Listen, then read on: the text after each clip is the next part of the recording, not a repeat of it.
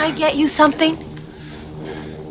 She mofo butter laying me to the bone, jacking me up.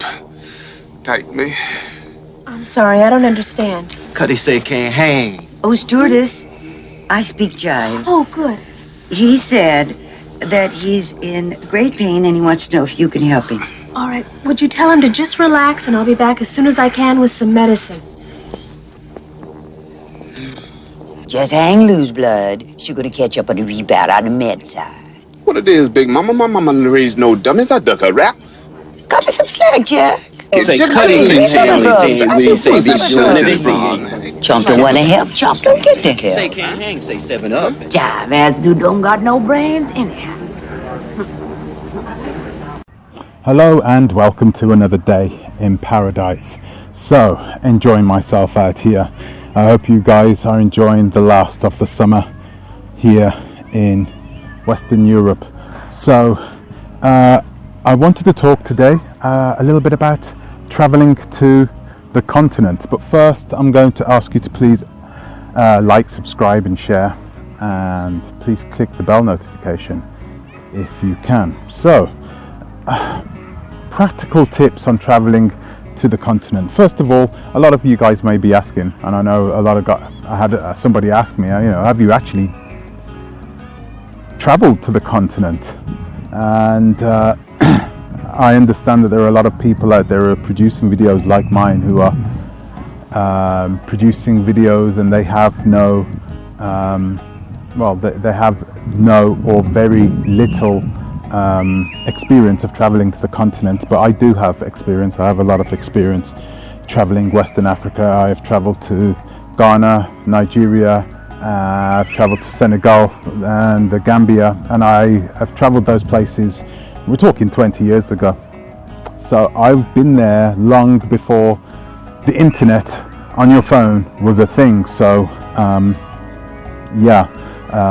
have a lot of experience traveling there. Traveled there with my wife on 2 separate occasions. She was pregnant, heavily pregnant on 2 separate occasions. She was just pregnant on 1 occasion as well. So traveled with kids, traveled with my son to the continent as well.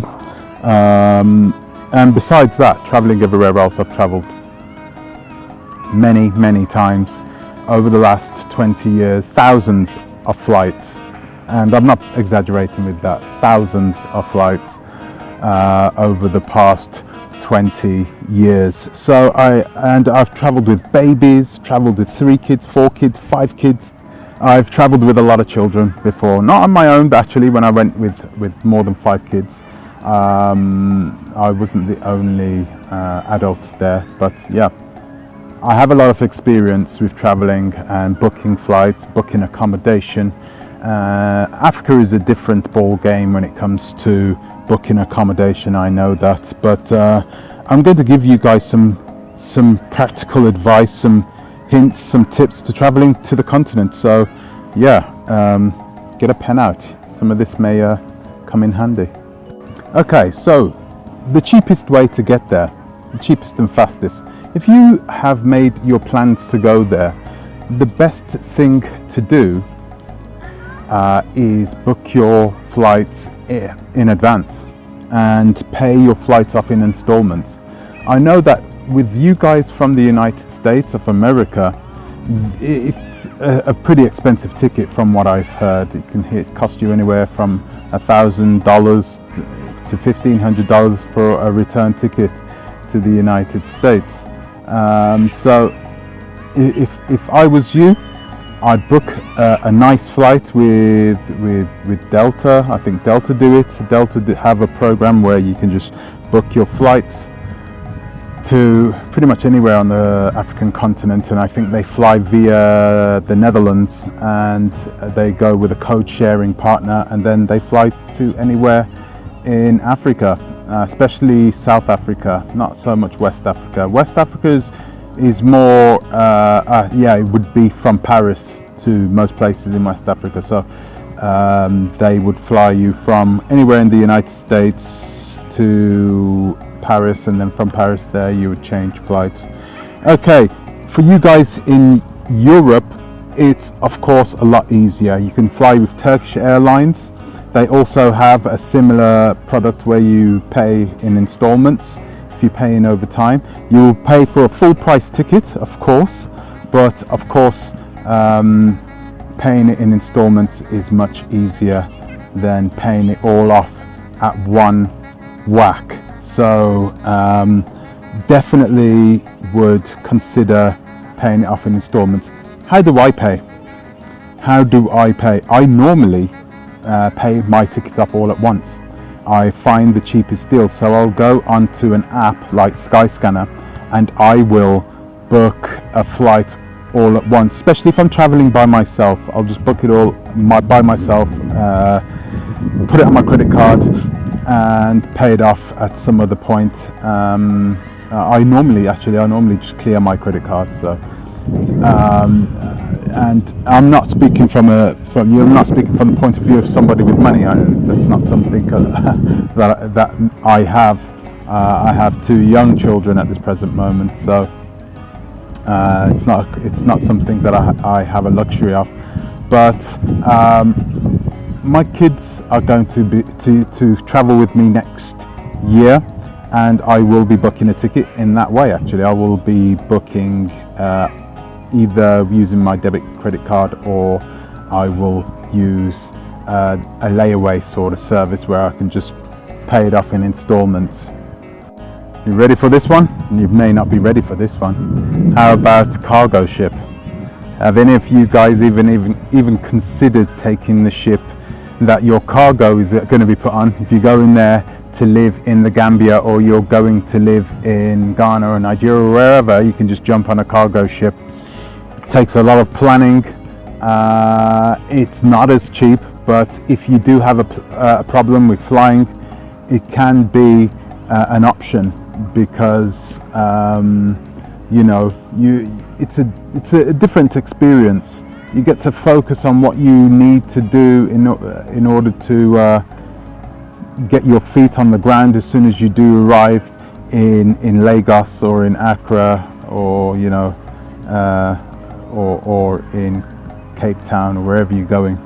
So it's a beautiful experience. Would I do it? No, I wouldn't do it, because I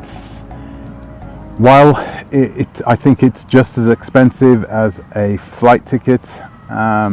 It's uncomfortable, can take anywhere, especially if you're traveling from New York, can take you up to 20-25 days to get to the port, any of the West African ports. So it's not something I would recommend, but it's definitely an option if you do have a problem with flying. So if you're flying from Western Europe, more specifically, if you're flying from Western Europe and you're flying to the Gambia, to get to the Gambia is cheap and it is easy, okay, especially from places in the UK. You got to remember that the UK have a lot of companies that serve the Senegambia region, because they have a lot of package holiday companies that use that area. So I've used the package holiday service when I went to the Gambia the last time, and it was really good. Really good service. Got a hotel with a very good generator, so it kept popping on whenever the light went off. Excuse me. Leona!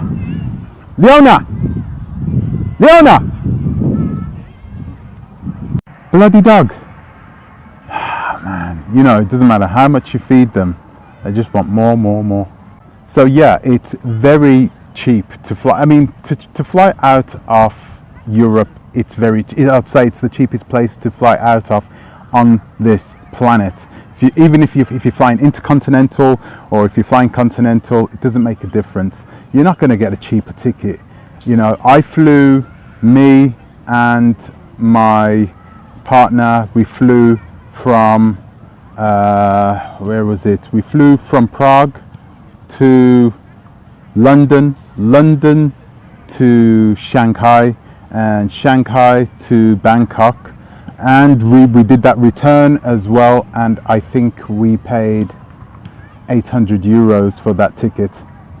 And so I use the app called Skyscanner. Skyscanner is the best app, I believe. It's not an app that I would wholly, hang on. There are other apps where you can get flights, maybe not cheaper, but for the same price. But Skyscanner for me has just been trusted. I've been using this now for the last 10 years, so I don't trust another app, especially apps like Apodo. None of the American apps, don't go with them, stay away from them. They are of course there to make a profit. So yeah, so you have to look at this. If you're flying to West Africa, right, if you go into any of the Anglophone countries and you're looking for a cheap ticket, and you're in Europe somewhere, get a cheap ticket with Ryanair or with Wizz Air. Get to your airport, the main hub, like Paris Charles de Gaulle or Heathrow or Gatwick or Frankfurt or Schiphol, Amsterdam Schiphol. Get there the cheapest way you can, and when you get off there, jump on your flight to your West African destination and just buy your flight that way. You can book it that way. I've done this before and saved myself a lot of money, because the flight from Schiphol to West Africa or to South Africa, or the flights from Paris to Lagos, these flights are cheap because there are plenty of those flights. They're every day. Okay, there are flights to Lagos every single day from there. If you are looking for a good airline to fly with, the best airline, better than all these airlines put together, I would say it's definitely, you would have to fly with Turkish Airlines. And I've flown them to Africa. Turkish Airlines is the best airline to fly with if you are flying to Africa. They fly to every single country in Africa. They're the only airline on the planet which fly to every single country on the African continent, and that's really impressive. And their service, boy, really, really good. So a little bit about the COVID-19 restrictions getting into Ghana. So I could easily just sit back here and reel off. Actually, I think I'm going to do that. I'm going to pick it apart tomorrow, more specifically the regulations entering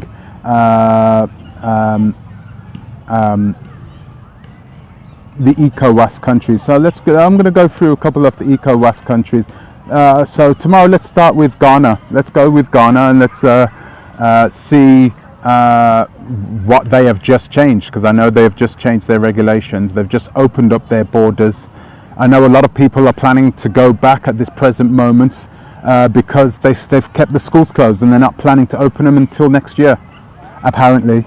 Now, I don't know if that's a good idea for repats to actually go back to the States or go back to Europe, because their kids will miss a few months of school. I think it would be a better idea just to get them some private tutoring. I think it would be a cheaper idea to get them some private tutoring, and bite the bullet. It would be cheaper than upheaving your entire family and taking them out of the country at this time anyway, not knowing when you'll be able to come back.